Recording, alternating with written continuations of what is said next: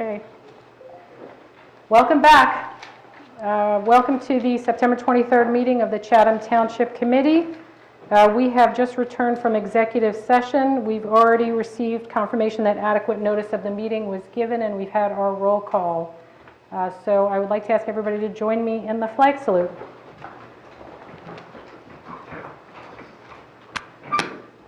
I pledge allegiance to the flag of the United States of America and to the republic for which it stands, one nation, under God, indivisible, with liberty and justice for all.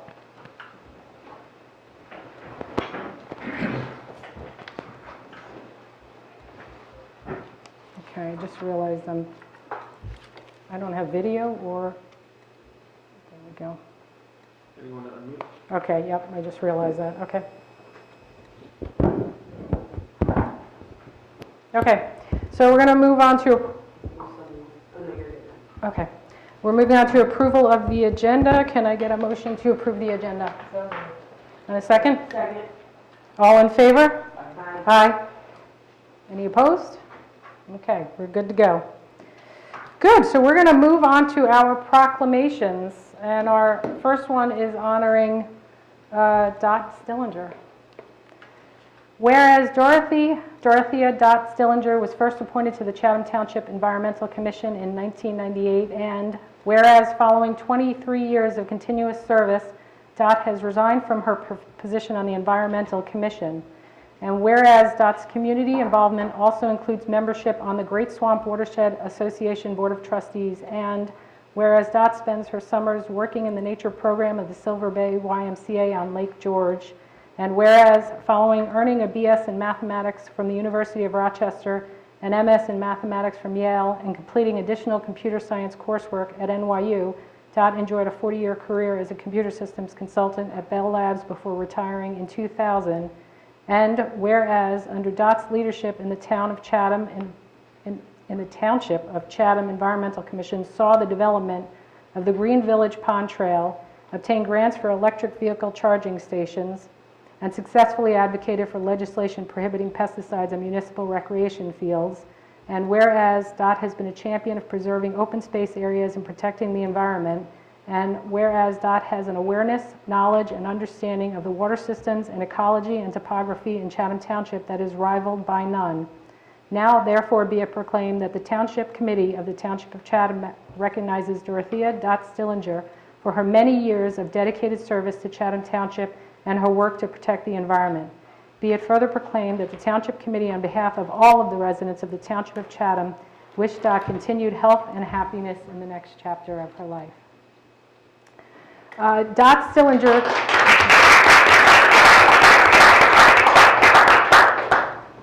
Dot Stillinger's name is synonymous with excellence in environmental stewardship. When I drink clean water, I will remember that under Dot's leadership, the Environmental Commission worked to keep pesticides and plastics out of our water supply and in running annual programs to clean up our open space also helped to improve our environment.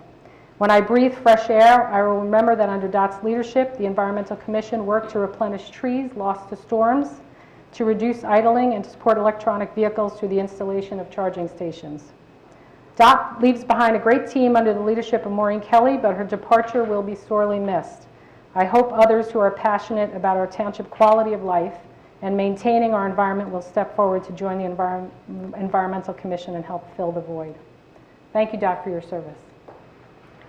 Did anybody else up here want to say anything? Yeah, I do. I just want to say that I served under Dot, even as the vice chair of the Environmental Commission. I worked with her for 9 years and learned so much about how to look at what do you call it? At land use, plans for building and for drainage and for everything that has to do with the environment, really, and also just admire her leadership and her desire to protect us all, our air, our water, all the wildlife and plants around us. So just Dot's the best, really. And I'm sorry she's leaving, but I'm glad for her next phase when she can maybe get away from her computer a little more. Can I just say something too? I've known Dot for many, many years, and I also know that she's very passionate about the environment and encourages everyone else to do the same. So thank you again, Dot. Well, I have a few remarks here. Stacy asked me to make a few remarks, so I will. Hi to everybody, this vast crowd, listening to my words of wisdom here. Most people remember that Margaret Mead said, "Never doubt that a small group of thoughtful, committed citizens can change the world. Indeed, it's the only thing that ever has." But she also said, "We won't have a society if we destroy the environment." The Chatham Township Environmental Commission lives by both of those thoughts.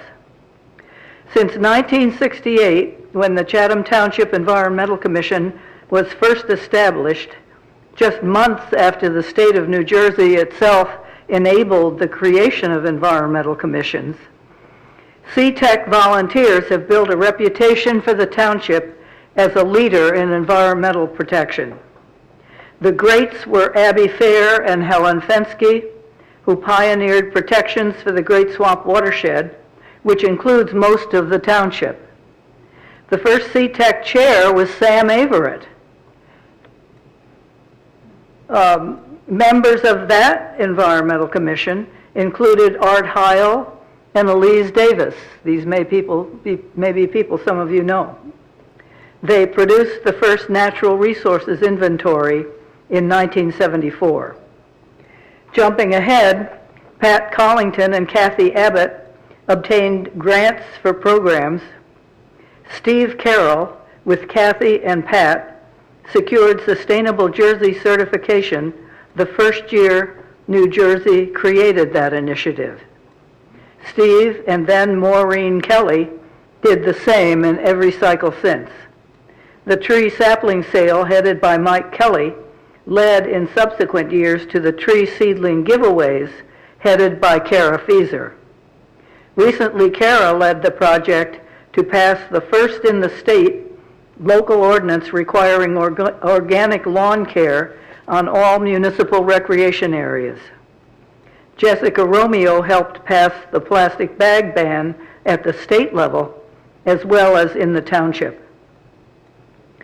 The Environmental Commission held an annual cleanup work day for 18 consecutive years, wrote the conservation element of the master plan with Frank Banish, updated the natural resources inventory twice, created and continuously updated a conservation easement inventory of all deed-restricted protective easements held by the township, obtained grants from the New Jersey Department of Environmental Protection and others, commented on environmental aspects of development applications, held educational programs for residents, worked on trails, partnered with other environmental groups to hold programs and develop proposals. ANJEC, the Association of New Jersey Environmental Commissions, honored CTEC with several awards. And this just in, the New Jersey Department of Environmental Protection has awarded the township a grant to buy and install 3 electric vehicle charging stations. Well, the Environmental Commission is doing its part to not destroy the environment. Thanks, guys.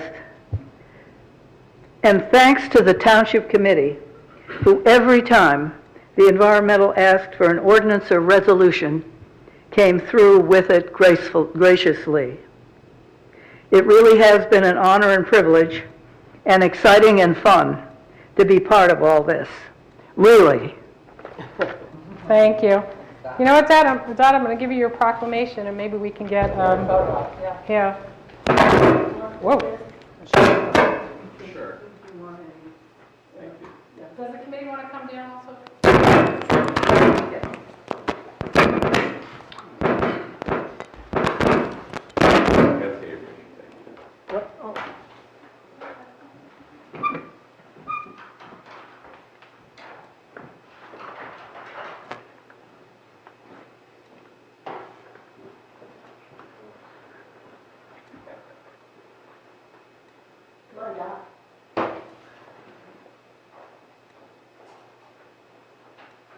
get Greg in here? I'm taking a picture. Take a picture. I'll take it. Greg has been my go-to person. Greg prefers to hide in the background.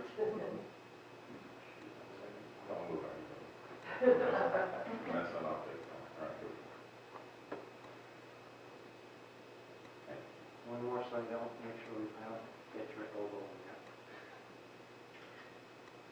Good, thank you.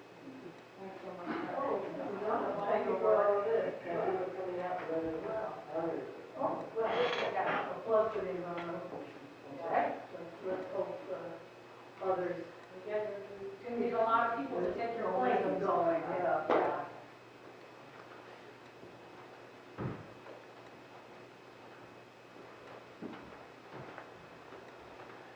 Now that you have spare time, what's your next board?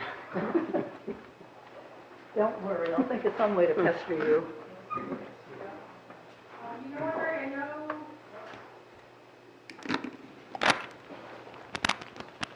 I know a few of the Environmental Commission folks spoke on DOT's behalf at the last meeting, but I wasn't sure. Is anybody on the line if they wanted to speak on DOT's behalf at this point?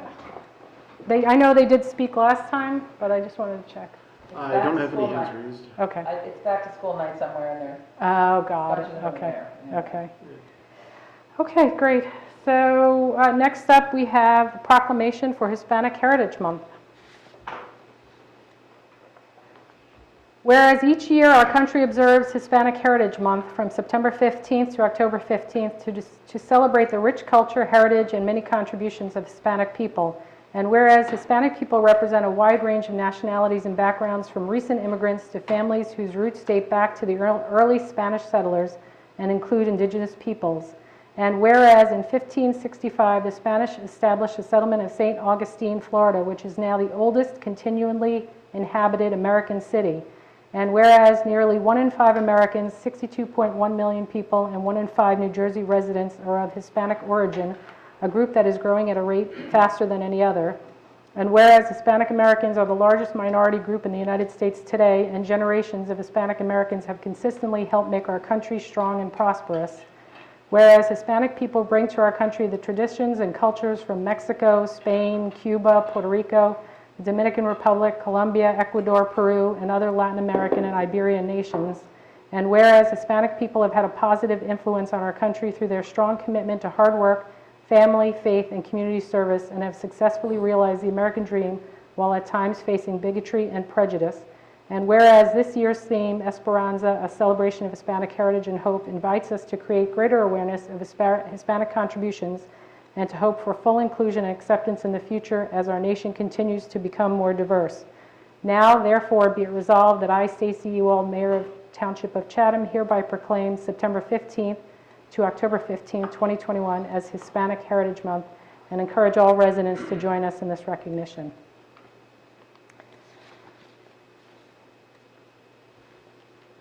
Too often our minorities are defined with a broad brush by the bad actions of a few. I am honored to have the opportunity to celebrate diversity in our town and change the negative narrative. In recognizing Hispanic Heritage Month, I celebrate the half of my family that comes from Puerto Rico and the many other township residents who have Hispanic or Latino heritage. In my Puerto Rican family, we have members of the military, doctors and other medical professionals, administrators and office managers, accountants and finance professionals, civil service workers, and now a mayor.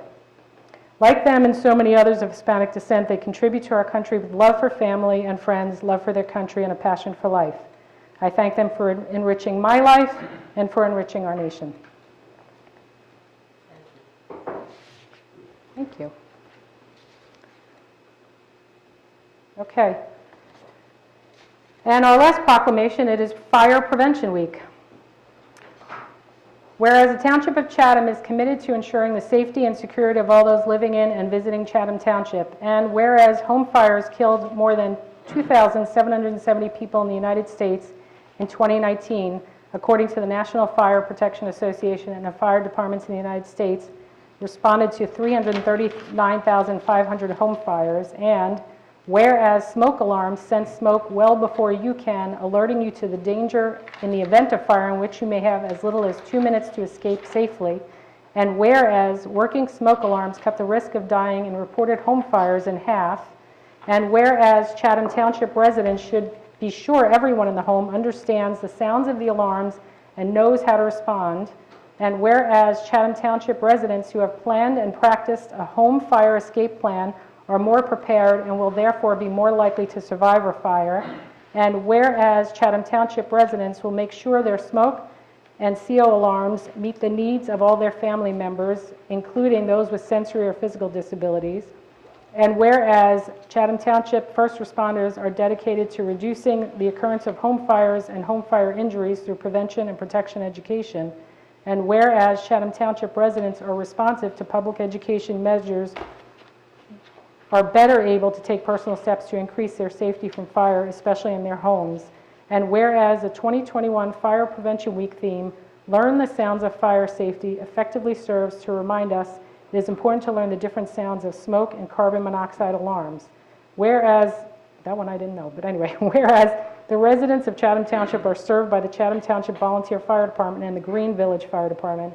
Now, therefore, I, Stacy Ewald, Mayor of the Township of Chatham, do hereby proclaim October 3rd to October 9th, 2021, as Fire Prevention Week throughout Chatham Township, and I urge all the people of Chatham Township to learn the sounds of fire safety for Fire Prevention Week 2021 and to support the many public safety activities and efforts of Chatham Township's fire and emergency services during Fire Prevention Week. So I know we have a presentation by the Green Village Fire Department.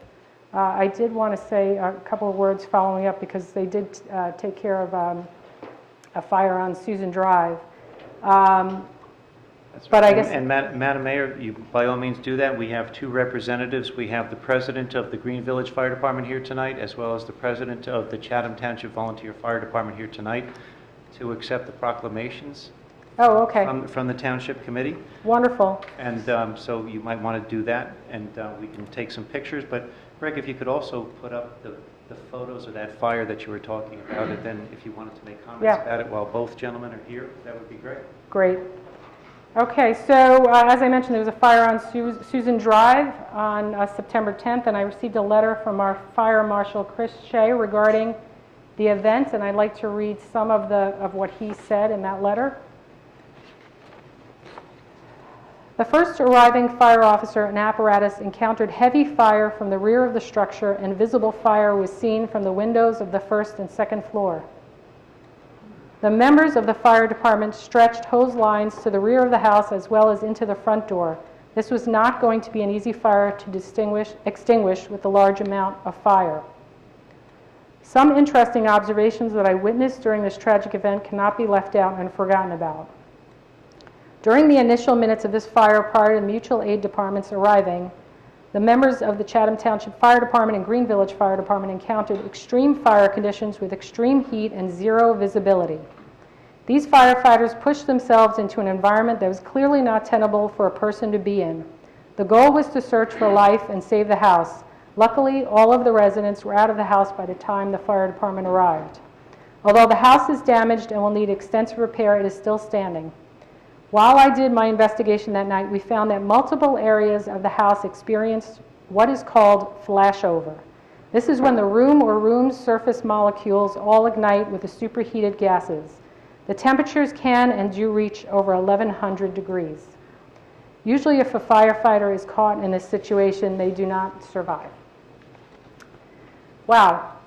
Our firefighters are volunteers, and it's hard to find the words to show the gratitude of this township committee and of Chatham Township residents because what you do on our behalf is just incredible. So I want to thank our Green Village Fire Department and our Chatham Township Fire Department for their work in this case on Susan Drive and every day. So if the folks representing those two fire departments that can come up for the proclamation, to accept the proclamation. Sure. Yes.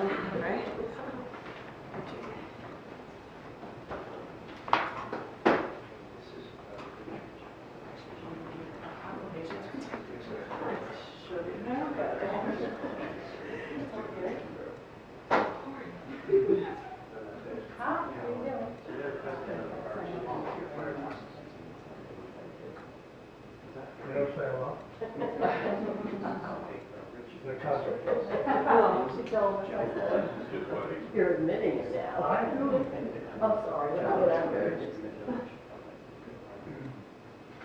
All right, ready? One, Am I- two, don't move, you're good.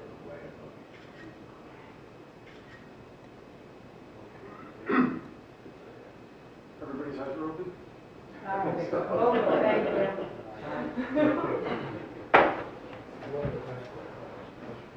Very good. Oh, okay, thank you.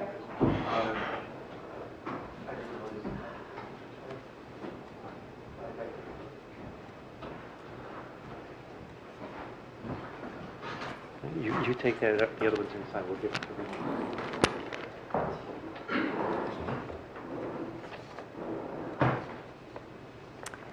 And just to go back to the letter, the last sentence from Fire Marshal Christopher Shea says, "With volunteers dwindling across the country at an alarming rate, please be as proud as I am to have them by my side."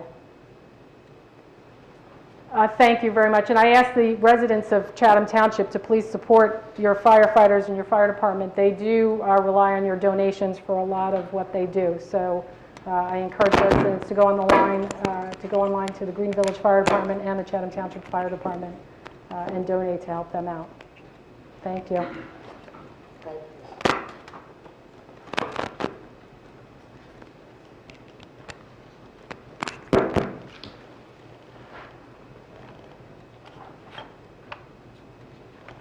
Okay. So now we have a presentation by the, and I want to get this right, the New Jersey State Association of Chiefs of Police to confer accreditation on our township police.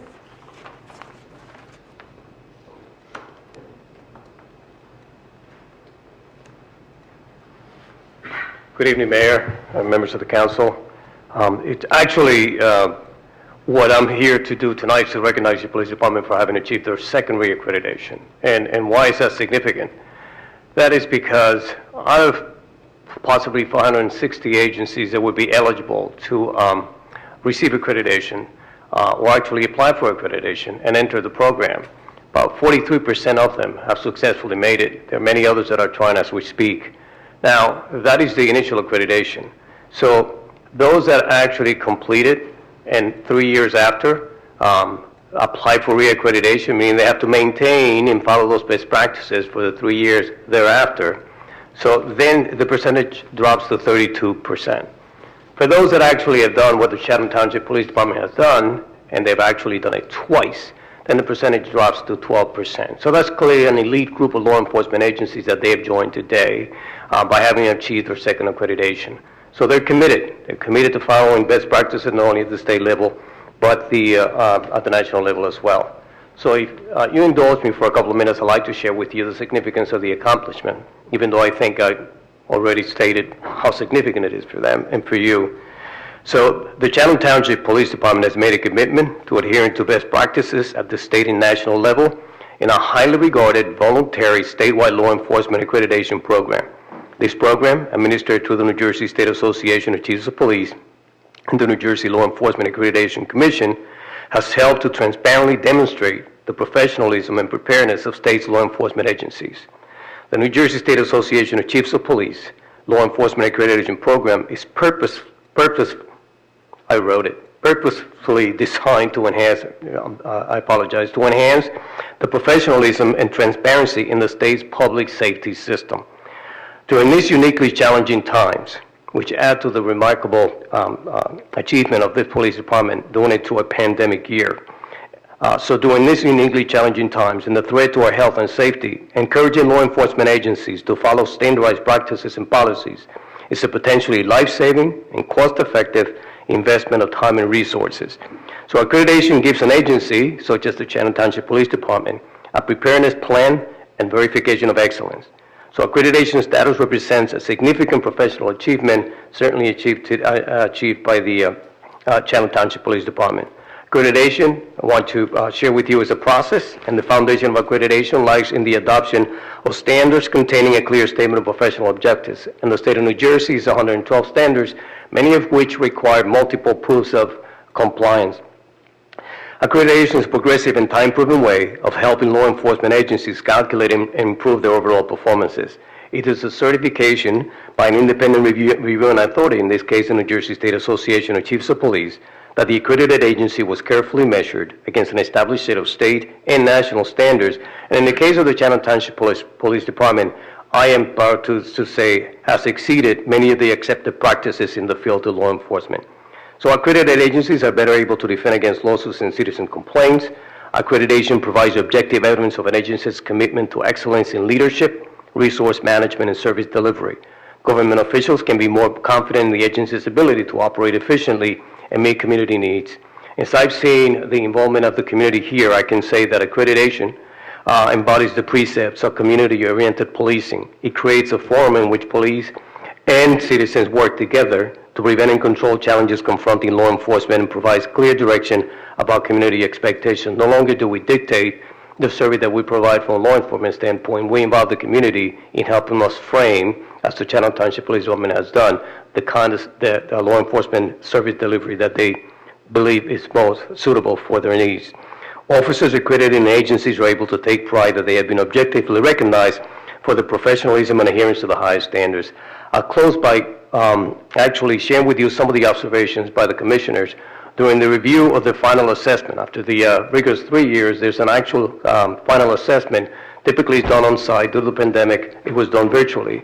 And that means that the scrutiny was even more thorough, because commissioners will literally select some reports, some township, some police departments, and literally have time to break down the report and offer comments. In this case, it was said of the Chatham Township Police Department, the department was commended by the assessors for the community policing program, which assigns an officer to each district of the township. The Neighborhood Watch program, which provides extra eyes and ears for the agency, and their proactive use of social media to keep in touch with its citizens. The Chatham Township Police Department and Chief Miller received several commendations during public outreach, particularly for their professionalism and service to the community. That is, we actually give the public an opportunity to comment.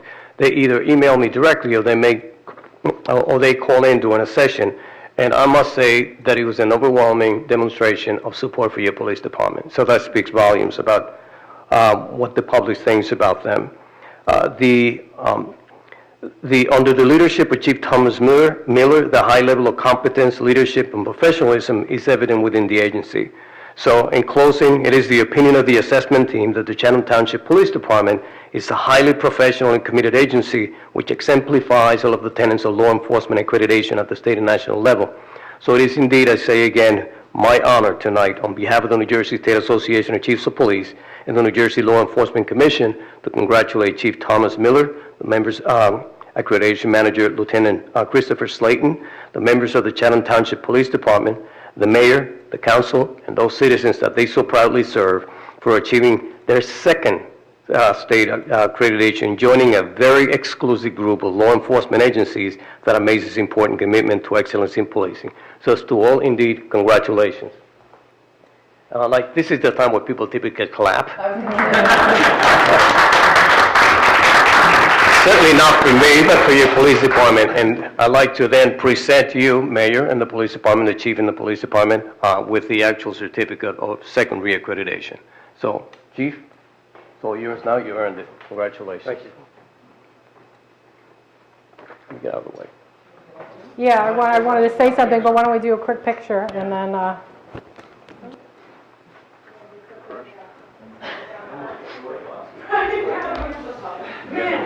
Can I get your cord?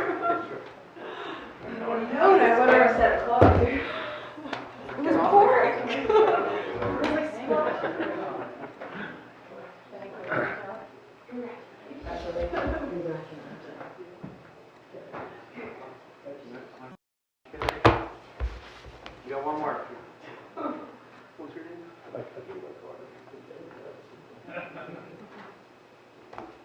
Can't have the representative of the group that present. All right, on three. 1, 2, 3. Good,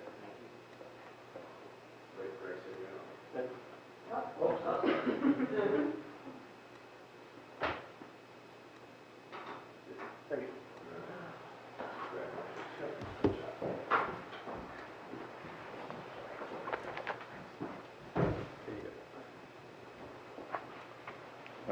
Mr. Delgado, can you give a picture one more time with him?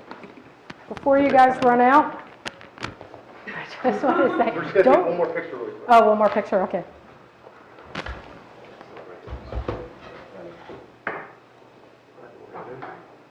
Go ahead.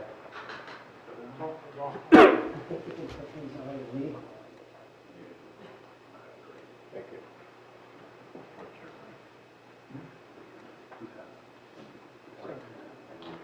you.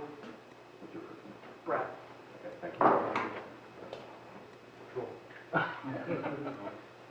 I just wanted to thank the police chief and our police officers and their administrative staff on this accomplishment.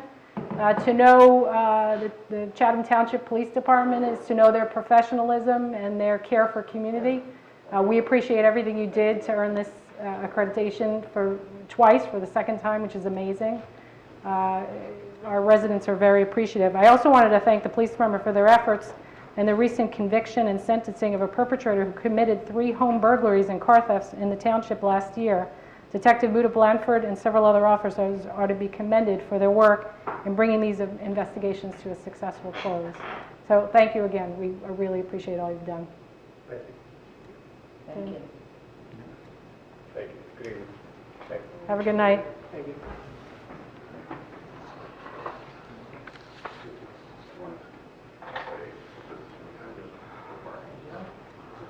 Okay. We have a presentation by the Green Village Fire Department. Joe, come on up.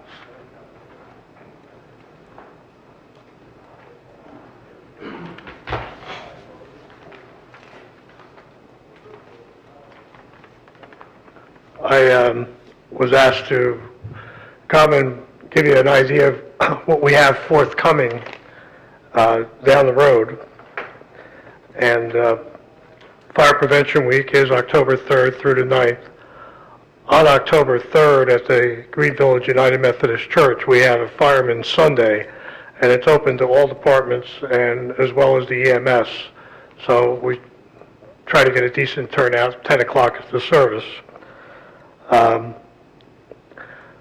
Saturday, the 25th, we have a flea market at the firehouse, which will go from 9 to 3 p.m. October 3rd is the beginning of Fire Prevention Week. We have what's called our Open House and Ice Cream Social. And part of the activities are we demonstrate car extrication. We have activities for the kids, shooting Indian tanks, knocking things over, fire hose, food, and ice cream. That goes from 1 o'clock to 3 o'clock. On Thursday, 11/11, at 11 a.m., we always have our service on the green for Veterans Day. We typically have a pretty darn good turnout there. Weather permitting, all the flags will be up as well. Sunday, December 6th is our annual Christmas tree lighting, and that'll be at 6 o'clock. We did confirm with the United Methodist Church that at 4:30 they'll be presenting the hot dog dinner, which leads to the walk down the road to the lighting of the tree. We have a raffle scheduled. It's $100 a ticket. There's 300 tickets, and we normally only have 200, but this year we went to 300 because in 2022 it's our 100th anniversary. So we're looking to get better support this year and provide some nice activities. Believe it or not, the actual date of our anniversary is Easter Sunday. So we're not going to have activities on Easter Sunday, and we have scheduled May 14th, 2022 as our centennial celebration. There will be information sent out to the residents about helping to sponsor and donate and what we have forthcoming. We are putting together a book which would be available And we're still working out the details on how much activity we want. We're trying to make it a happy, great day for everyone with minimal cost, if any cost at all. They threw a note in here for me that on July 24th of 2022 was the first actual structure fire for the Green Village Fire Department. Now, I don't know the history on which house it was, but unfortunately, Green Village lost 2 houses, one of them across the street from the firehouse, and the other one in the vacant lot that is currently there next to the firehouse. So I don't know if that was one of the first 2 or not, but it's not something that we're proud of. On Tuesday, November 22nd of 2022 is the 100th anniversary of our auxiliary department, which is very supportive to us.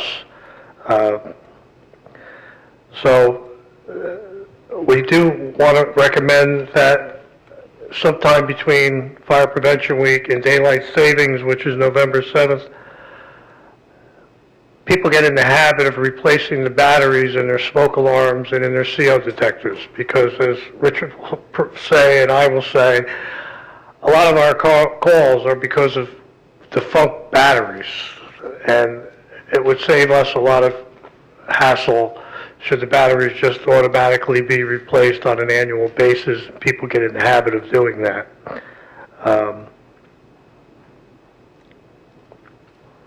That's pretty much what we have. I just want to say I'm not quite sure how long we've been doing this tree lighting, but the tree is now 85 foot high, and rumor has it that when the tree was first lit, it was the lights were put on with a step ladder.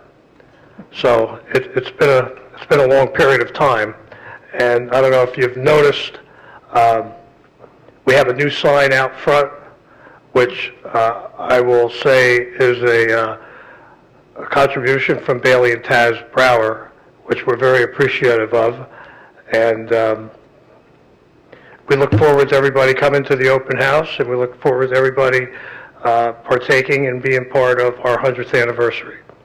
Thank you for having us. Thank you. Got a lot of exciting stuff coming up. We're looking forward to it. I could just make one point on this, and you closed on it. It's just sort of on a personal note. The Christmas tree lighting, I know it's 2 months away. It's hard to put on your calendar, but for those of you in the community with small children, it really is a super cool event. You know, my kids are a little older now, but when they were younger, they really look forward to it every year. And the combo of getting to have a hot dog for dinner and a Christmas tree, and you forgot to mention Santa Claus coming down on a fire truck and everything. It's a great event. And if you haven't been, I highly recommend it. And the events are all listed on the Green Village Fire Department website? It should all be on the website, yes, greenvillagefire.com. greenvillagefire.com. Thank you. And Madam Mayor, last but not least, the Green Village Fire Department and the Chatham Township Volunteer Fire Department are always looking for volunteers. So if we have anybody that's interested in volunteering, please go to their websites or please contact both of the presidents directly, and they can put you in contact with what needs to happen. But volunteers are always welcome. And you both have junior volunteer programs? I know the Chatham Township Fire Department. Does Green Village have the junior firefighters program? It's not something that we have it set up. It's in our bylaws. It's not something that we've had great interest in, Okay. not from our part, but from the kids' part. Seems like Chatham Township does a good job of gathering them from the schools or wherever. So the answer is yes, they have. Yes, we have it in place, but no, we don't have any junior members at this time. Okay. Okay? So But here's your it doesn't, chance to the make junior sure members, you have if they want to come or go to Chatham Township, we'll take either way. Okay.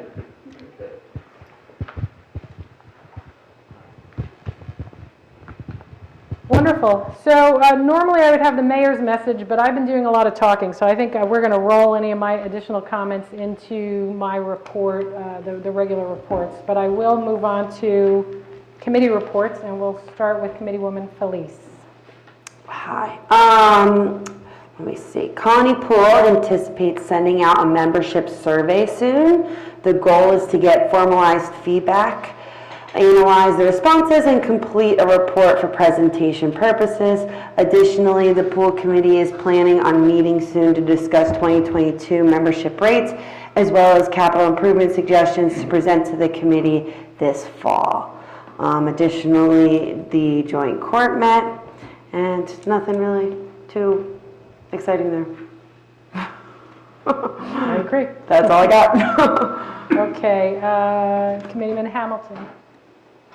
Yeah, well, start out on a super good note that I think everybody will be happy about. The sort of tally is in on the first post-COVID in-person book sale by the Friends of the Library, and they recently presented the board with a check in excess of $25,000 that was raised just last week. So that's super great news on that front. And as far as the Public Safety Committee goes, obviously the chief was here and everybody saw the presentation. We salute them and the whole force on that. And the mayor also mentioned on the successful prosecution of a perpetrator who was apprehended last year and his sentencing to a significant term. But, you know, the struggle goes on. There was an incident this week, yet again, involving a high-speed chase and an auto theft in the area. And so, as anybody who watches these meetings has heard before, you know, this is where I remind you to lock your cars and don't leave the box. And on behalf of the chief, who likes us to remind you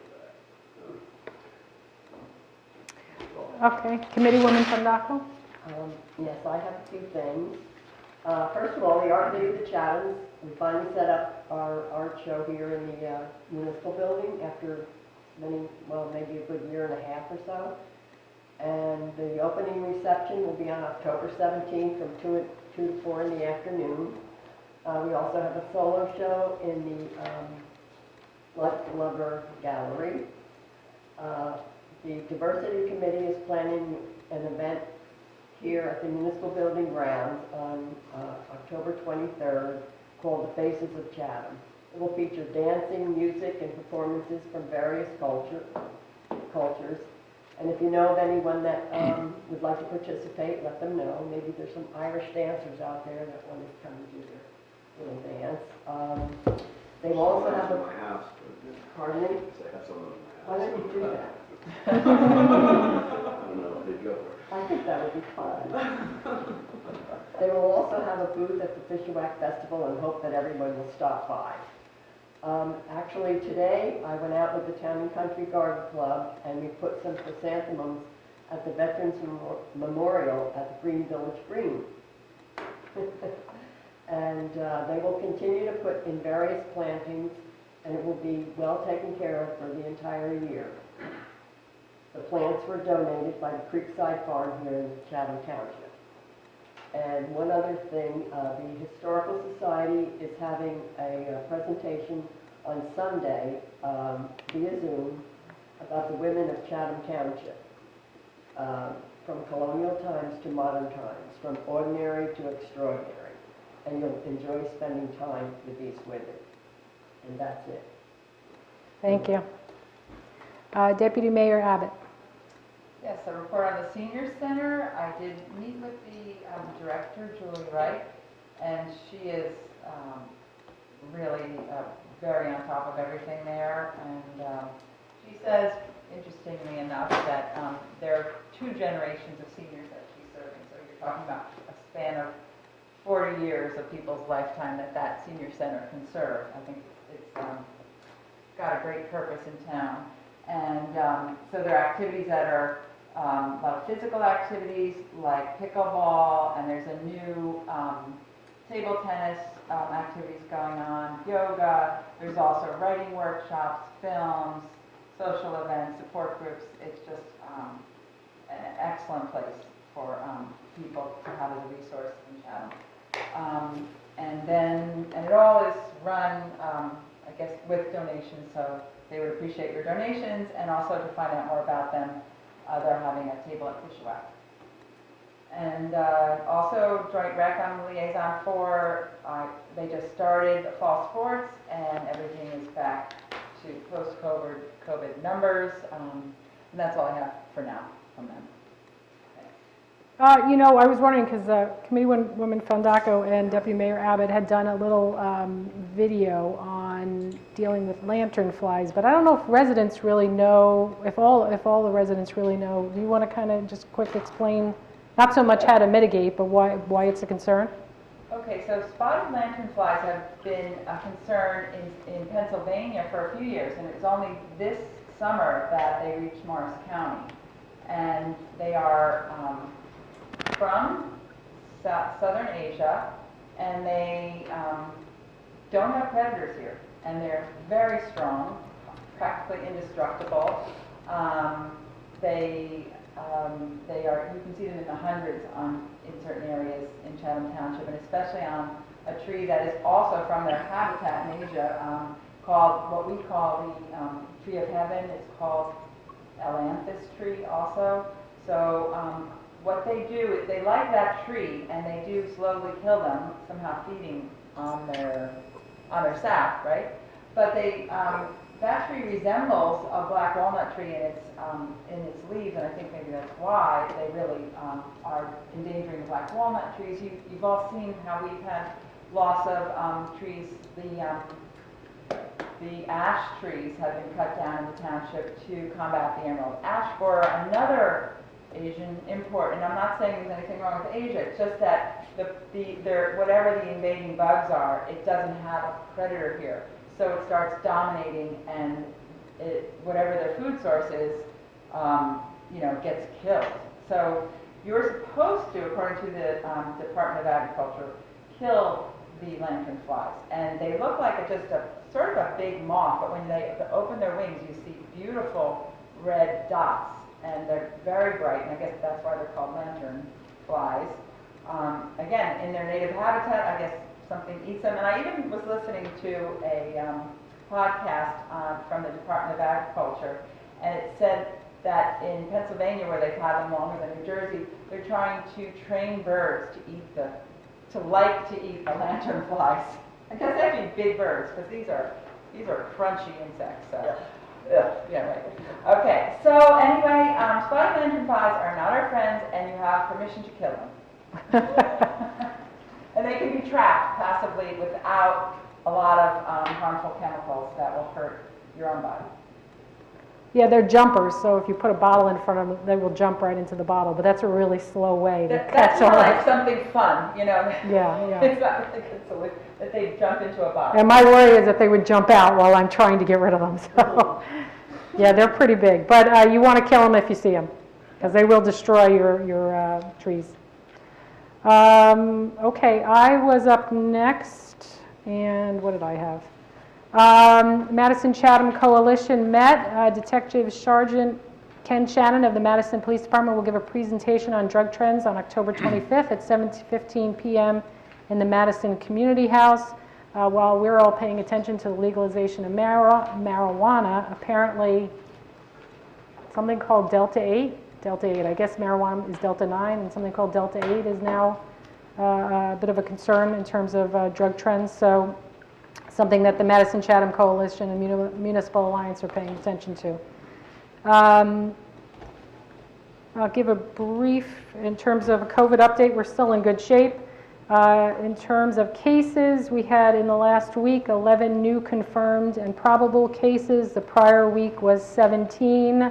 I wouldn't really latch onto that trend because sometimes the numbers are delayed or they're not in the proper time period. So it's just for information that we're pretty much staying at that same level. Our rates are slowly increasing on vaccination. For 2 doses over 18, we're at 92%, all ages at 76%. For at least 1 dose over 18, we're at 98%, and all ages at 81%. So Chatham Township residents are doing awesome when it comes to getting vaccinated. And that's it for me. Mr. LaConte? Yes, Mayor, a quick update on some election-related issues, which is actually good news. I mentioned at the last meeting that the drop box has now been placed at the municipal building for mail-in ballots. So, anyone that gets a mail-in ballot, if you'd rather drop it off somewhere secure rather than risk sending it through the actual mail, if you can come to Town Hall, and it's right outside the front door, and just drop it in, and then the county will pick it up. And if you have one of those ballots, you have until 8 p.m. on Election Day to drop it off. 8 o'clock that night, I have to now go out there, and the county gives me a thing to, lock it up so no more ballots can be dropped off at that point. And in addition to mail-in ballots, the state passed a law to allow early voting, which is going to begin with this general election. And I have a map to share that shows the seven early voting locations, one of which is fortunately locally in Madison at 28 Walnut Street. That's the Madison Civic Center just off of Ridgedale. That's where the health department is located, and for those that can see the screen, it's where my mouse is pointing. There's also one in Morristown, one in Hanover Township, Denville, Morris Plains, Mount Olive, Mount Arlington, but Madison would obviously be the closest. The hours for those who choose to do early voting, it will be October 23rd through the 31st. Monday through Saturday, it'll be from 10 a.m. to 8 p.m. And on Sunday, the 31st, from 10 a.m. to 6 p.m. Instead of being the traditional voting machine, this is going to be a new type of voting machine that's more computer-based, where when someone comes in to vote, they'll be able to pull up a screen that is specific for that voter's district. So, if I go and vote early, it'll be specifically for District 6 in Chatham Township. And, that way if a Madison voter goes, they'll get a Madison screen. If a Jefferson Township person goes, they'll get a Jefferson screen, and so on. But it'll be a way for people to vote early, especially if you're going to be out of town at the last minute on Election Day and you don't want to go to the county courthouse to do a paper mail-in ballot. You'll be able to do this early voting to have your vote counted that much sooner. Any questions on that from the committee? You mean I could go to Dover and vote? You would be able to go, no, not Dover. It's the locations are Central Park of Morris County and Morris Plains, Denville, I believe that's their municipal building, the community room, Hanover Township Community Center, Madison, the 28 Walnut Street is the Civic Center. Morristown, that address is the Morris County offices. Mount Arlington, their Civic Senior Center, and then Mount Olive, that may be their municipal building. But those are the 7 locations where you can vote early. And the more people that go and vote early, the easier my day becomes on Election Day. So, if you want to vote early, have at it. Thank you. That's it? Yes, that's it. Okay. Mr. Rushke? Nothing to report, Mayor. Okay. Mr. Cruz? Nothing to report, Madam Mayor. And Mr. Hoffman? 4 items to report, Madam Mayor. The first thing that I'd like to say is that on behalf of the township, I'd like to publicly offer our condolences to Frank Banish, our township planner. His mother passed away and her funeral was today. So just on behalf of the township, we wanted to offer our condolences. The other item that I'd like to report on is that this morning the township had had bid openings for its master plan update. And Greg, if you could bring up the photo. That's our stack of... We received seven companies provided the township with proposals. 18 packets had been requested, so we had a 39% response rate to our request for planners to give us a proposal for updating the master plan. The township will have 60 days to review the proposals and to select a qualified planner to assist us or to reject the bids. So the 60th day from today is Sunday, November 21st.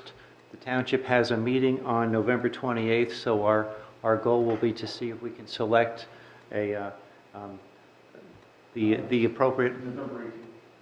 What did I just say? September. Okay. So it's November 18th is our township committee meeting, and that's within the 60-day period. So we have a lot of work to do in front of us, but we will start the process on Monday to take a look, and then keep the township committee informed. The township has also received several complaints about parking on streets near the high school, and this is parking by high school students. Driveways have been blocked. We've had mailboxes that have been knocked down or damaged. We've had residents that have had service calls on HVAC equipment and other things that the contractors couldn't get to because they couldn't get into the driveways. The post office hasn't been able to deliver mail because cars have been blocking the mailboxes. I spoke with Dr. LaSousa about this, and the high school has made some announcements on this past Tuesday about that. They will be making more announcements about the fact that the high school students or anybody shouldn't be blocking mailboxes, so that people need to get their mail. But there's a courtesy, there's proper driving habits, and there's proper parking habits. So this is a direct appeal to our high school students. If you're going to drive, find a legal place to park. Don't block parking. Do not block driveways. If you're going to hit a mailbox, at least fess up to it and leave a note. But drive safely, park safely, and respect the people whose houses that you're parking in front of. So there's going to also be some updated or stepped up enforcement activity so that we can make sure that if a home health aide needs to get in to take care of a senior citizen, they can do that. But we're 3 weeks into school and we've had several complaints, and I've received several pictures, and we need to make sure that whoever's driving finds a legal place to park and respects the people that they're parking, whose houses they're parking in front of. So that's one note. On a positive note, I'd like to say that we've had over 500 sets of house plans that have been returned to residents. We have about 1,200 sets of plans, but 500 people have stopped by to pick up their house plans. And so if you've received a letter and you want to pick up your house plans, by all means, please come in and get them. You'll be able to have a copy of the sealed plans for your house. You'll be helping us out because we won't have to store the plans, and then we won't have to scan them in the future. But the township only has to keep residential plans for 10 years. After that, we can dispose of them. And the way we'd like to dispose of them is by giving them back to the homeowners so that they can have a set of plans, and they'll know where the weight-bearing walls are in their house. They'll be able to fill out the permits with less errors when they want to put in a new bathroom or things like that. So please come in and get your plans, and that's it. Were the plans, I thought you were phasing it, so did you send out letters to a percentage of town, and is there going to be phase 2? What we did, Mayor, is we sent out, there's 1,200 residents in town whose houses are we looked at the plans who have plans that are over 12 years old. So we sent them out in phases, meaning we sent them out in bunches of 50, but we sent them out on a regular basis. So all of the letters have now been sent out. All 1,200 letters have been sent out. Okay. Yeah. Great, wonderful. Thank you. And that's my report. Thank you. Okay, we're moving on to the hearing of citizens. I'm just going to read our procedures.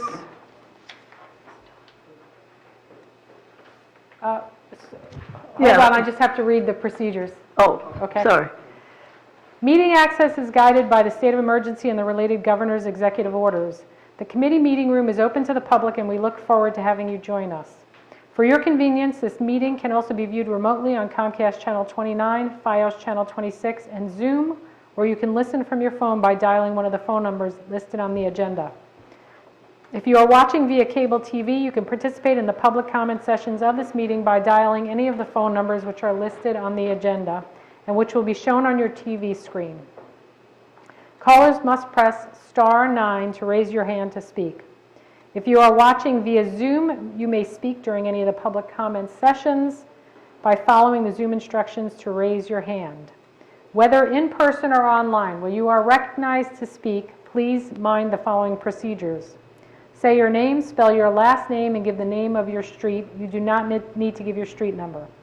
All public comments will be limited to 5 minutes. Rather than use any of your time answering questions, we will wait until you finish speaking before responding. We have 2 public comment sessions on tonight's agenda. Each member of the public will be limited to 1 comment of up to 5 minutes during each public comment period. Written comments submitted to the Township Clerk before 3 p.m. today will be read during the public comment sessions. Written comments are subject to the same guidelines as oral comments. Duplicative written comments may be summarized rather than read in full. Mr. LaConte, did you receive any written comments? We do not. Okay, so I am opening the public hearing, and we have Dot Stillinger at the mic. Yes, I had a question about an item on the consent agenda. Is this the right time for me to ask about that? This would be the time, yeah. I can go ahead. Yeah. I'm just curious about the stormwater amendment on the consent agenda. Why the acreage for a major development was changed to 5 acres? Is there a reason for that? That's not on the consent agenda, but, Was that the introduction of ordinances, the amending watershed protection? Yeah. You're talking about the ordinance that's being introduced? Yes. Yes, she is. She is, yeah. Let's see. Yeah, I guess so. Is that? Yeah. So we'll have, when that ordinance comes up, we'll have John speak to that. John Rushke will speak to that at that time. Tonight? Yes. Okay. Okay. Thank you. There's not a question, a Q&A by the public, but we'll make sure that that question gets in. And I'm sorry, it was again that you were wondering 5 acres? I'm hoping John... 5,000 square feet. It's ultimately disturbing 5,000 square feet. 5,000 square feet, yeah. Okay. So we'll make sure that's answered during that portion of the meeting. Did anybody else want to come up for the public hearing? Any hands raised on Zoom? Yes. Maureen Kelly. Hi, this is Maureen Kelly on Mountain Avenue. I want to thank Dot for her many years of service on the Environmental Commission as the chair. I am apparently taking over as the, and I understand that I have some very awesome shoes to fill. I don't feel qualified for this, but with Dot's assistance, if she plans to not abandon us totally, we will carry on the good work, looking to her example. So thank you, Dot, and don't leave town. Thank you, Maureen. Any other hands raised? No, it was only hand raised. Okay. Seeing no one else, I'll close the public hearing of citizens. Now we're going to move on to the public hearing and final adoption of ordinances. So these were already introduced, and now is the public hearing and the final adoption of ordinances. Mr. LaConte, can you read ordinance 2021-20? This is an ordinance of the Township of Chatham, County of Morris, State of New Jersey, amending Chapter 3 of the Revised General Ordinances of the Township titled Police Regulations to a new section 3-15 titled Planting, Cultivating, or Growing of Bamboo and/or Japanese Knotweed Plants. Okay, Mr. Hoffman, can you give a description, please? Yes, Madam Mayor. This ordinance was introduced at my request. The ordinance would make sure that bamboo stays on an individual's property. The ordinance does not prohibit bamboo, but its purpose is to make sure that it does not spread onto other people's property. So if people want to plant bamboo in the future, they have to make sure that it's planted in such a way so that it's shielded and it will stay on property. So that way the root system doesn't go across a property line or into the municipal right-of-way and go into pipes and things of that nature. There's a clause in the ordinance, if the Township Committee should adopt it, so that there's a time so that the public can be educated about it. This ordinance would not take effect until January of 2022, so there'd be a 3-month lead time for residents to learn about this. If a resident were to complain about bamboo leaving their property and going on to, or leaving somebody else's property and going onto their property, there's an enforcement mechanism, or there's a method that's laid out so that the resident with the bamboo can be notified. They have an opportunity of 30 days to make sure that it stays on their property and doesn't affect their neighbors. And then if that doesn't happen, there's a series of steps that would be taken by the zoning enforcement folks. But this is a way to make sure that if people want bamboo, they can have it and it'll stay on their property. And if it affects their neighbors, there's a method to make sure that their neighbors don't suffer damages from bamboo or from the Japanese knotweed. So similar like a noise ordinance, we don't get involved unless somebody complains. Correct. Okay. Thank you. You're welcome. Mr. LeConte, in terms of procedure, is the public hearing for this next? Or do we, okay.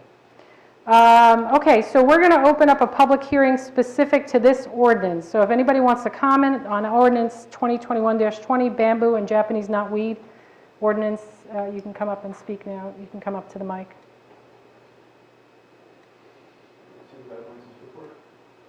Excuse me? Yes, in terms of the same guidelines, please state your name, your street, and spell your last name, and also, you have up to 5 minutes, and we'll let you finish before we answer any questions. My name is Peter Tripp, T-R-I-P-P, Van Houten Avenue. I addressed the committee about 2 months ago when the bamboo ordinance was first proposed. I'm attending this meeting in order to provide my support of the ordinance and ask that the committee approve it. I think the ordinance is very straightforward. It outlines certain precautions that should be followed if you want to plant bamboo. And if a person has already planted bamboo and it is causing a problem to an abutting property, that person is responsible to correct the problem. The operative wording is if it is a problem, and I think this is very reasonable. To summarize my experience, over the past 8 years, I've spent thousands of dollars and many weekends trying to prevent bamboo from destroying my property. The area of encroachment is in my backyard. The affected area is about 25 feet by 60 feet, and it spans across the sewer easement. In areas where the easement has not been maintained on parcels adjacent to me, Township Public Works has come to cut down the bamboo. The maintenance required to prevent the spread of bamboo and maintain access to the easement is an unfair burden to me and to the town. The ordinance allows for the burden to be transferred back to the person from whose property the bamboo is spreading. There was a suggestion last meeting to let the state handle the issue, and that there was pending legislation, and I have some information on that. The bill that was referenced is A284, proposed by Vincent Mazzio of the 2nd District. It was proposed on June 26th of 2014. It just passed in the Assembly this past June, almost 7 years to the day it was introduced. It must now go to the Senate. It does not presently have a sponsor. There is no way to know how long it will take for this to pass. The synopsis of the bill is to establish requirements for the sale and planting of bamboo. The bill doesn't address the issues that affect our town like the ordinance that is being proposed does. I don't understand why we would elect to wait and see what the state does when we can address this relatively small and specific condition here locally within our community in a very focused, timely, and reasonable way. Other communities have already enacted ordinances similar to what is being proposed here. I hope the committee elects to pass the ordinance. Thank you. Thank you. Okay. Do we have anybody on Zoom or phone? We do not have any hands raised. Okay. Seeing nobody else for this bamboo and Japanese knotweed ordinance, I will close the hearing for this ordinance. Do I get a motion to approve the ordinance? Discuss it. We have to move and then second and then we discuss. Yes, okay. Celeste, did you say, Celeste motions? Can I get a second? I'll second. Okay, discussion. Any discussion? Mr. Hoffman, just at the end of your synopsis of the mayor asked you a question and you answered it, said we don't get involved unless somebody complains. Which section of the ordinance says that? Well, it says it on section 5, I guess subparagraph 3-15.4. Whenever a complaint is received by the township regarding the encroachment of any bamboo plant, Japanese knotwood plant, or root, or whenever, it says, the township will cause notice to go out and look and to investigate, and then it lists A, B, C, and D. What's the process? Well, I mean, I read that saying that when we get a complaint, that's what will happen, but I don't read it as saying that we're required to receive a complaint in order to take action under the statute. Where I read it was in exemptions, and I don't know if that was what was intended, but I read it in the 3-15.3 exemptions. This chapter should not apply to any landowner or possessor who prior to the effective date of this chapter has planted or caused to grow any bamboo or Japanese knotweed on any property within township limits unless the code enforcement official determines on his own or upon complaint from any abutting or nearby property owner that any portion of such bamboo and or Japanese knotweed has been allowed to grow upon, extend roots across, or extend branches, stalks, or leaf over any public way or any private property not owned or by or in the possession of such landowner or in possession of said land. Correct. So if he can, on his own or upon complaint. So the code enforcement official can in fact on his own bring action under the statute. It does not require a complaint to be made by a member of the public. Yeah, my understanding was that was related to when it's on township property. That's not what it says. Yeah. It says on his own determines blah, blah, blah, blah, over any public property, public way, or any private property not owned in the possession of the landowner.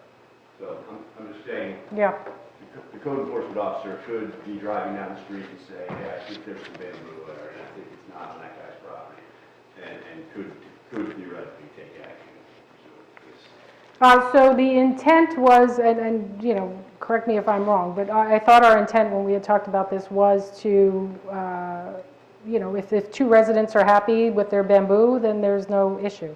So I guess the question is, and we'd have to ask Mr. Cruz whether or not the language is adequate in that case, because that was the intent. Well, that is the intent, but it's also, Committee Member Hamilton asked a question. The question was answered. It's in two parts, what I had read and what you had read. The code enforcement officers do not go out and look for problems. They are reactive, and the goal is to obtain compliance. The goal is not to go to court and to have postponements and to have a long, drawn-out discussion about whatever the problem is. The goal is to obtain compliance so that neighbors can live without having undue burdens on themselves. So our code enforcement officials, when we receive complaints about fences that have fallen down or leaves or grass clippings that are dumped in a drainage easement or dumped on somebody else's property, they'll go out and they'll investigate, they'll take a look, and they'll respond, and they'll seek compliance first. And then if there's no compliance, ultimately it has to go to municipal court or sometimes superior court. But the goal is compliance, and the goal is to have some kind of an enforcement mechanism in case it's difficult to obtain compliance. Okay. Well, I mean, I don't want to belabor what is a minor point, but the real question was, can they do it? Does this ordinance allow them to do it? And the answer seems to me that it is yes. Another thing that was raised was somebody said, Mr. Tripp, I think, that the ordinance would allow, responsibility for the bamboo to be transferred back to the homeowner or the property owner from whence the bamboo originally came, and whether it was into the easement or onto other people's private property. But I'm not following why that is not something that happens anyway by operation of law. If somebody is not controlling their bamboo, the bamboo belongs to them, it came from their property, and they're not behaving in a reasonable way, and it's encroaching on the easement or on other, in our case as a municipality, or which I agree is a significant problem, why we can't effectively take the same steps. Contact this person, say your bamboo is on our easement and we want it removed. And if they don't do so, pursue our legal remedies associated with that. Yeah, I think maybe the reason is that it's a question of magnitude. Like there's something called Japanese stilt grass, which is just a grass, and it's so different. People have to understand that there's always dandelions and other things encroaching from someone else's yard. Weeds, generally. But these are major. Again, I like talking about big bugs, I guess, but the spotted lanternfly is a major invader. It's such a scale that's different than other, pests. And both of these plants don't have, again, predators that eat them here. And so they grow uncontrolled to the point of where Mr. Tripp said he has, what did you say, 60 by 25 feet in your own half-acre yard is taken over? Yeah, I have it diagrammed on my property survey. Wow. I mean, and then we know that if both of these super plants or super weeds have 10-foot deep roots, and we had said the first time we introduced this ordinance that they have the power to crack foundations and indeed crack the sanitary sewer pipes that are along the backyard borders. And people have allowed the township to go in there and clear rather than do it themselves. Why? Because it's a superweed. It's very, very hard to cut back successfully, and I know you've tried it yourself. Yeah, if I could just mention that also. Come back up to the microphone.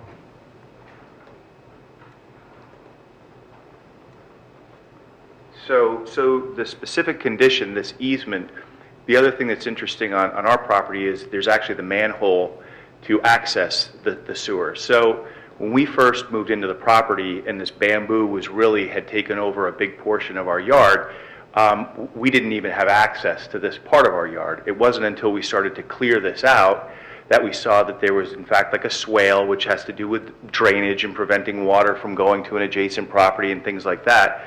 We also uncovered the manhole. So if we weren't to take care of this, or the town didn't, you wouldn't even know how to get to the sewer. It was completely covered. I did a little bit of investigating, and I went around the town, and I noticed another area where there was bamboo. It is being maintained, I'm assuming, by the town, where they're preventing it from overtaking a fire hydrant. And you can see this it's on Fairmount. So, you hold it back, and the fire hydrant's right there, but it's up against the sidewalk. At some point, the bamboo will encroach on the sidewalk, it'll go underneath the road, and then we're going to have to repair it. And I mean, that's basically, the result of letting this go. Right. If you don't maintain it, it grows, and it becomes a bigger and bigger problem. Okay, thank you, Mr. Tripp.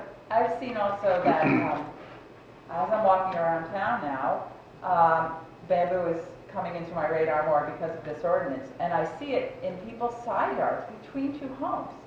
And actually, it's an attractive barrier, and I'm thinking, wow, these are 15-foot setbacks, and those roots are not like already having destroyed the basement of these homes. So it depends on where it is. It thrives in certain areas, and that's where it becomes literally, taking over, what, a third of your yard or something like that. And otherwise, it can be a nice, attractive sort of green barrier between two properties, and it's not taking over. So that's why we're being, it's all about whether the neighbors agree that it's a welcome vegetation or not. My understanding is that there are ways to manage it if you plant it properly with these precautions that I think are being proposed as part of the ordinance. So if you want it on your property, that's fine. I have no problem with looking at it visually. I just don't want it coming on my property. If you install the proper boundary, which I think should be the other person's responsibility, then I don't think that there's a problem. Yeah, I thank you for pointing it out, because I think there are a lot of other people like you who would like to see an easy way to get people aware that they should control it in their own yard. Okay. Thank you. Sorry, I just want to return to the committee's discussion. Yeah, Was well, there any could I other comments? return to my question? I understand your tutorial on the root system of bamboo, Kathy, but the question was, why is this ordinance necessary for the township to enforce its rights to access easements, or for Mr. Tripp or for anybody else to pursue their legal remedies against somebody who is infringing upon and destroying their property and costing them money? That's my question. I don't think that's necessary. I think Mr. Tripp has had a right for a long time, and I'm sympathetic. I really am sympathetic, and it's an unusual situation. But and we've talked about this at the introduction of the ordinance and everything else. And again, I don't want to belabor the point. Everybody has their opinions, but singling out a single plant or two single plants to micromanage at this level, and I don't really follow this idea of this is somehow easier or more neighborly. But I figure it is, if somebody tries to cite somebody or force somebody, to do something pursuant to this ordinance, and they say, no, I fall within one of the exceptions or the exemptions, and somebody else says, no, you don't, then you're back in court anyway. So please, so I don't see it as necessary, and I'm not in favor of getting the township zoning officials involved embroiled in disputes between neighbors. I agree. I would like to see neighbors resolve disputes between themselves without involving us or our zoning officials, or somehow putting it on them to make that call. And there's burdens too. Say you're an elderly person and somebody says you're responsible for this, that, and the other thing, and you think you're entitled to one of these exemptions, but now you have to take care of that or anything. I mean, I'm not into this type of micromanagement. I've given a lot of thought to this, and I don't want our municipal employees getting involved in arbitrating disputes between neighbors. That is something that should be done by the judicial system, and I'm not in favor of this. Let me just see if Mr. Hausman wants to respond. Did you have any response? No, Committee Member Hamilton's entitled to his opinion. When we were looking at this, there was no appropriate citing that we could use to help help in this situation. So the recommendation that the Township Committee consider adopting an ordinance for bamboo was because it's an invasive species and because our code didn't have anything on, we didn't have anything on the books that would appropriately address this situation. So that's why it was being recommended. Madam Mayor, if I may address these questions? Sure. First of all, none of the township ordinances have a provision in it that says that they will be enforced only if there is a complaint. The municipality has to retain the ability to enforce its own ordinances. But as a practical matter, as Mr. Hoffman said, zoning officers do not, and construction code officials, generally the code enforcement personnel react to a complaint. They don't go looking for a complaint, and that's just simply the practice, not only in Chatham, but it's a practice that I would say is universal within municipalities. Yes, there may be a common law right to enforce that, but the only way to enforce that would be to go to the Superior Court as opposed to the municipal court. If a municipal court summons is issued, there is a dispute resolution process within the municipal court where the property owner, the complaining witness, can mediate through the municipal court with the adjoining neighbor. So there is a mechanism. And what I have found also, when you say to a layperson, the common law gives me the right to do this or to do that, explaining the common law is a difficult thing at times. The ordinance provides a piece of paper for the zoning official to point to and say, these are the requirements.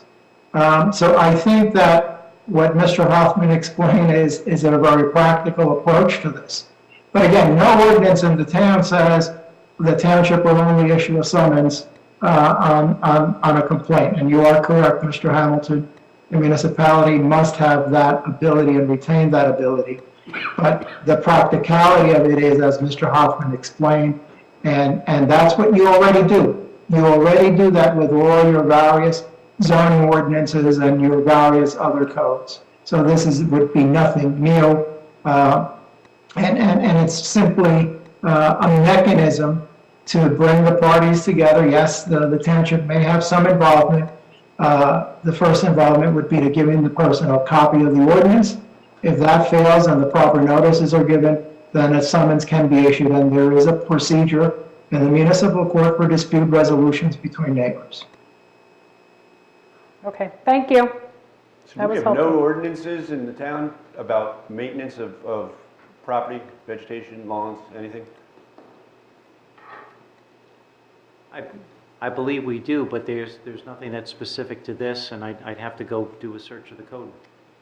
I believe we do also. You know, I believe that property owners in this town have a responsibility to maintain their property to a certain degree, and allowing, you know, an invasive species to conquer your neighbor's property, I think would be in violation of that. I'm not sure. I do know that we have, you know, one of our property maintenance ordinances has to do with the height of grass. So to answer your question, we do have something, but it's, you know, it's the height of grass. That's what comes to mind, I'm sure. You mean if your neighbor doesn't cut his grass, you can complain about it? Mm-hmm. Yes. What if they want to have a field of flowers? You know? No, I think it's really about what people expect. Yeah, people, you can complain that they've got 3-foot-high grass in an area where everyone's cutting their lawn, but not. It's all about expectations. But I just want to say that, for example, Mr. Hamilton, no one's going to say, well, let's do bamboo and Japanese, what is it called? Knotweed. And then dandelions, because that would be disproportionate. That would be seen as onerous. But when it's something that literally destroys property and had been planted as ornamental, that escaped into something much more, uncontrolled and damaging. And so it's just, we're doing it because we're damaging property. And again, it's not considered reasonable to pick on someone for spreading some small weeds that are not that expensive to get rid of. Bamboo is very expensive to get rid of, and it does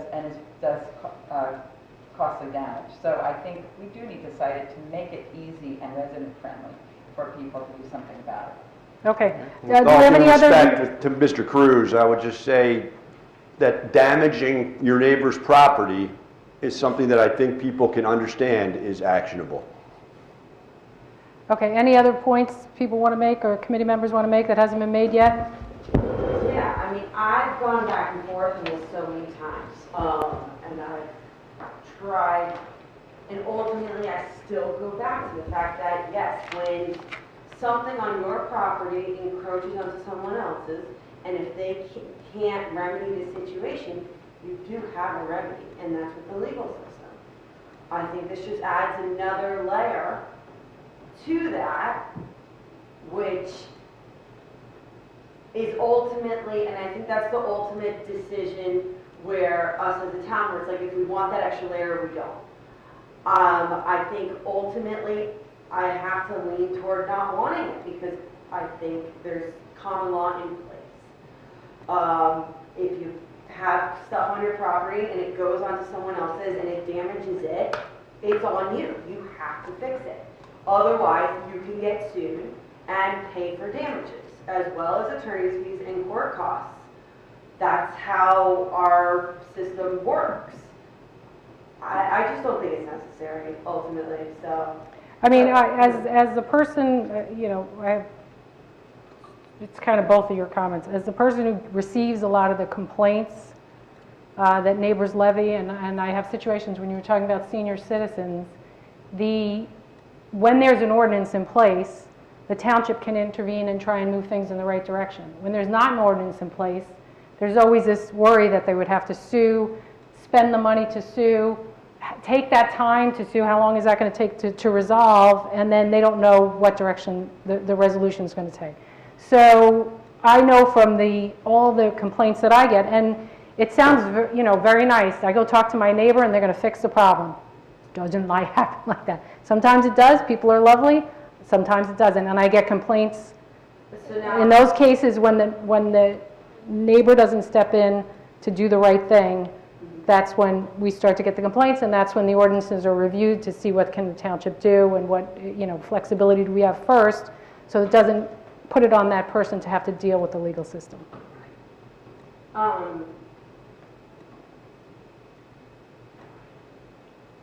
So if somebody buys a new property, what happens? If they didn't plant this yeah, stuff? that's a good question that I was actually thinking as well. Let's say you have bamboo hidden in a piece of property, like on your property, that you purchase, and it's not maintained, and it's just there. The expectation is that you clear it out now as soon as you purchase that property? Like, is there a time frame that you need to do that by? No, Well, the ordinance doesn't reach back in time. So if you bought a property, you're now the property owner and you're responsible for it. If you're encroaching on your neighbor's property, that's when the ordinance is triggered. Okay, Mr. Cruz, let me ask you a question.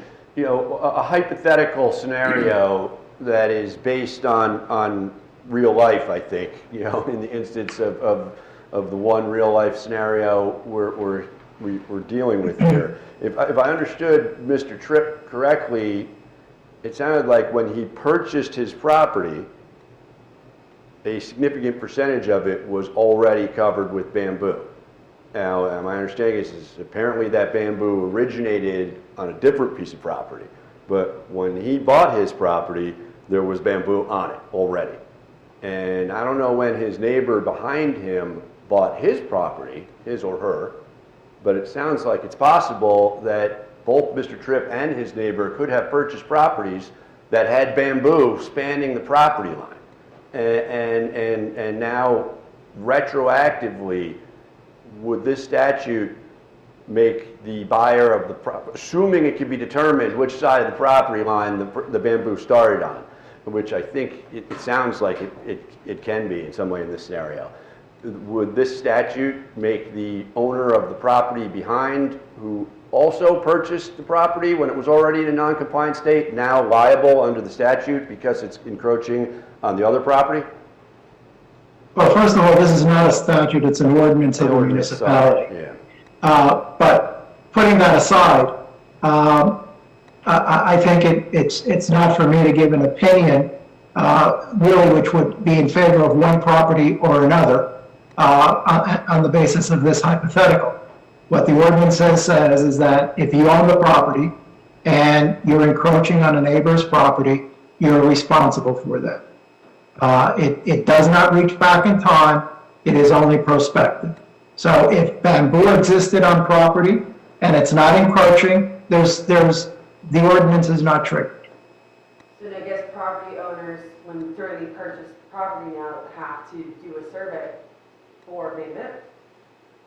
You would do a survey in any case of any property that you're purchasing, and if there's an encroachment, I have not seen a survey that calls out bamboo as an encroachment on a survey. I think the police's But point this is now becoming it a would have prevalent to. problem. Right, that's my point, that now it would have to. Now the survey would have to include any type of bamboo encroachment.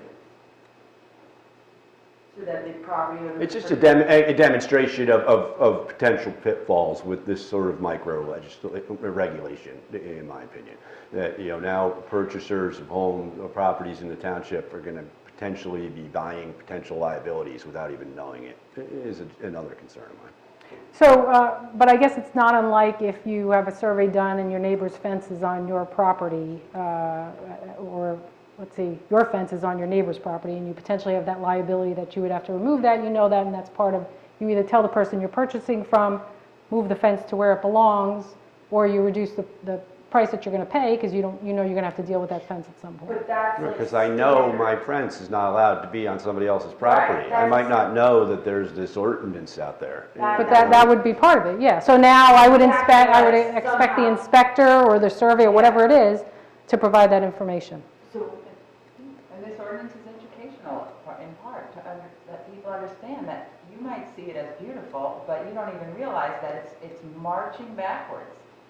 Yeah, but if you're coming from out of town to purchase a dream home for you and your family, and you don't know anything about this And then ordinance. you better get up to snuff, because So now you gotta read the whole statute book, the whole code book before you buy a piece of property? We have a problem with bamboo. I can see it everywhere now. Now that I know about it, you look and you see it. It's everywhere. Sounds to me like the government's gonna be looking for bamboo and not waiting for people to make complaints. Okay. The purpose, It's where not the a standard, it's not a standard thing that's looked on surveys. So people will get a survey and it's not labeled there, and then they're having this encumbrance, and they realize now they're in trouble with it. It's not a standard thing that's on surveys. Fences are. If a fence encroaches on someone else's property, the surveyors know that that's what, we're going to identify this. This is a problem. This needs to be remedied. They're not going to notify that for bamboo. Well, when people look at the property that they're going to potentially buy, won't they see the bamboo there? And Yes. Yes, I would assume so, but they won't know that They won't know that it's That that's they're there. responsible. They won't know that it's encroaching from their yard to somebody else's yard, or maybe it's encroaching from somebody else's yard into their yard. I just see it creating problems. Well, the recommendation for this is that this will help resolve problems in the future going forward. It's prospective, and it will help give a framework so that when an issue with bamboo or the knotweed comes up, we have a methodology that can be followed. That's.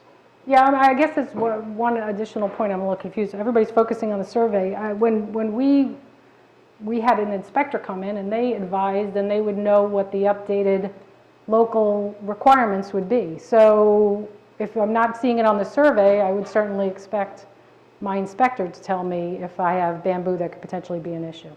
So I think there's 2 points where that could be addressed. I think we've talked this to death, unless somebody has a new point that has been made. Okay, let's call a vote, please. Mrs. Felice? Mrs. Fundaco? Yes. Mr. Hamilton? No. Deputy Mayor Abbott? Yes. Mayor Ewald? Yes. Motion passes. Okay, our next ordinance 2021-21, partial vacation of unimproved area of sewer easement. Mr. LaConte, can you read that ordinance, please? This is ordinance 2021-21, an ordinance releasing, extinguishing, and vacating all of the Township of Chatham's right, title, and interest in and to that unimproved sanitary sewer easement located on 51 Runnymede Road, Block 48.10, Lot 34, as shown on the official tax map of the Township of Chatham. Okay, is that Mr. Rushke is going to explain that? Yes, thank you, Mayor. The ordinance is amending a paragraph that's located in the watershed protection ordinance. It's a section that's under the protection of the Great Swamp Watershed Overlay District. The only change in this paragraph is the last sentence. I'm sorry, I think you're talking about the wrong ordinance. to the public hearing on the, Oops, yeah, you're right, Mr. Cruz. vacating the sanitary sewer easement. Yeah. This is the stub. This is the stub, yes. Yes. Mr. Rushke is discussing the introduction of the watershed protection ordinance. So this Okay. this is to vacate a paper, like basically a stub that was on of an easement. There's two easements on a property. This is a stub on the back side of a property. But the engineer can also explain that. This is something that was discussed at our last meeting. The township no longer requires that second easement that's on the back of the property. It was put there, but there's no use. The township has no. It didn't need to use it in the past, and there's no projected use for this easement going forward. And it's only a little stub, and it was probably an error based on drawings of tax maps, different sheets of tax maps. Okay. So let's open the public hearing for ordinance 2021-21. If anybody wants to speak, do you want to check to see if we have anybody on Zoom? Nobody on Zoom. Okay. And just for the record, both the property owner and everyone else that has this particular easement running through it did receive notice. And one of the neighbors had contacted me to ask about it, so I know that they actually got their mail. Okay, great, thank you. That's important, because we don't always get our mail around here. Okay, do I have, did I close the public hearing? I'm going to close it if I didn't close it already. Do I have a motion to approve ordinance 2021-21? Second. Okay, thank you. Discussion? Great, let's get a roll call vote, please. Mrs. Felice? Yes. Mrs. Fundaco? Yes. Mr. Hamilton? Yes. Deputy Mayor Abbott? Yes. And Mayor Ewald? Yes. Motion passes. Okay, so we're on to the introduction of 2021-22, amending watershed protection ordinance. Mr. LaConte, when you're ready. This is an ordinance of the Township of Chatham, County of Morris, State of New Jersey, amending watershed protection ordinance. And I will now turn it over to John to finish what he started to say before.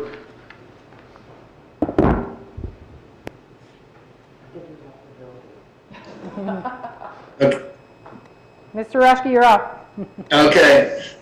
Yes, this is an ordinance that's amending the wastewater protection ordinance, and the paragraph that's being amended is within the subsection that regulates protection of the Great Swamp Watershed Overlay District, and the entire paragraph is not being amended. It's only the last sentence that is being added. The first two sentences already exist in the ordinance, and we're recommending this amendment to the ordinance just for clarification. I did have some confusion from people in the interpretation of the ordinance. Basically, within the Great Swamp overlay district, we've always regulated, and it's specified in the ordinance that it regulates land disturbances greater than 5,000 square feet or more. And that's always been in the ordinance for years, and so that's not something that's new. And it's actually referenced in a different section of the ordinance. What this ordinance does is, or what this paragraph does, is defines what is the design standards that are being applied to the Great Swamp Overlay District. And it refers to another section in the ordinance, and it did that because that section of the other section of the ordinance is our stormwater control ordinance, and it's probably 20-something pages long. So we don't want to repeat those design standards for under the stormwater control ordinance again in this section. However, the stormwater control ordinance, that is the NJDEP model ordinance, and in that ordinance it defines a major development to be a disturbance of 1 acre or more. And so what the confusion was with some people was that we're referring to that standard, but we're saying that we're only deferring to that standard for the design standards, not the entire section. So I think the ordinance was clear, and it does define what design standard should be applied to the Great Swamp Overlay, but there was some confusion. So we're adding this sentence to avoid any further confusion regarding what design standards are applied within the Great Swamp Overlay. So this is not changing any standards or any practices. It's really just reinforcing and making it clear that the stormwater control ordinance applies to the Great Swamp Overlay District. Okay. We don't have public hearing today, but I just wanted to make sure, was your question answered in that case? Okay. No, she's saying her question was not answered. My question was not answered. I think Dot's question was what the difference between 1 acre and 5,000 feet is, and why that changed.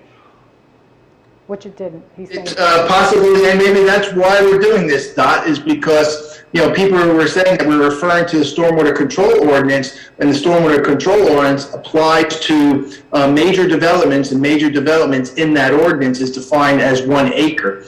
And so what this ordinance does defines that a major development within the overlay district is 5,000 square feet. So, it's defining a major development within the Great Swamp Overlay is a disturbance of 5,000 square feet, not 1 acre.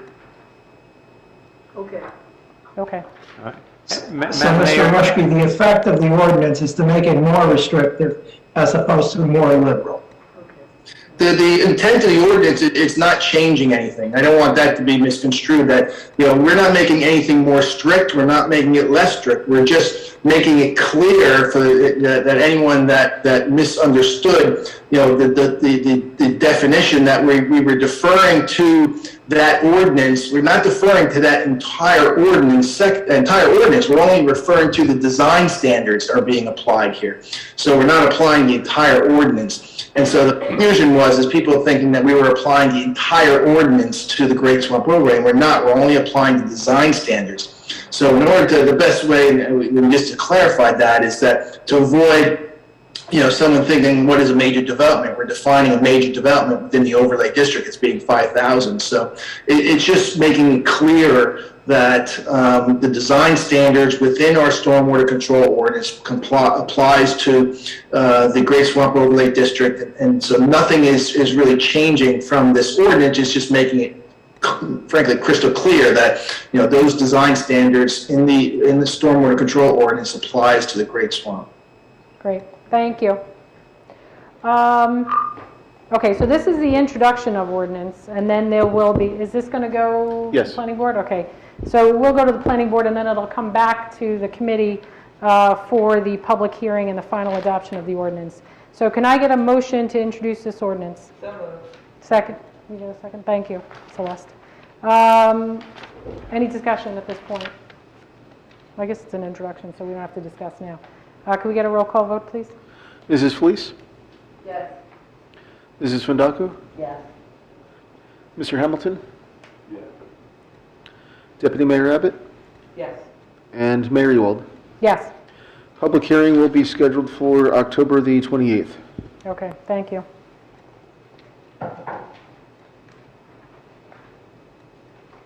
Okay, we are on to the consent agenda.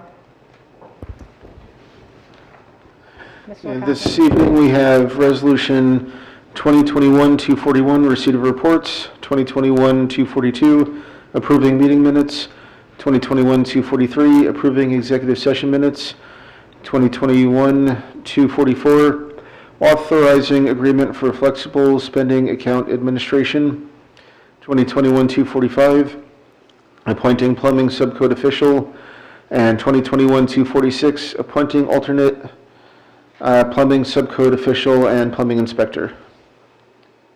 Wonderful. Can I get a motion to approve the consent agenda? So moved. Did you get Celeste second? Yep. Okay. Roll call, please. Mrs. Felice? Yes. Mrs. Fondacco? Yes.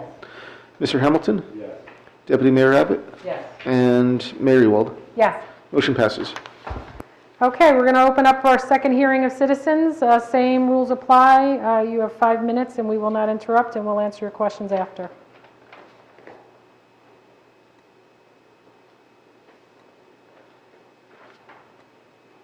Do we have anybody online? No answers. Okay. In that case, I will close the second hearing of citizens. We have no need for a second executive session, so I will entertain a motion to adjourn. Second. All in favor? Aye. Thank you. Have a good night, everyone. Have a good night, everyone. Thank you. Thank you. Night, everyone.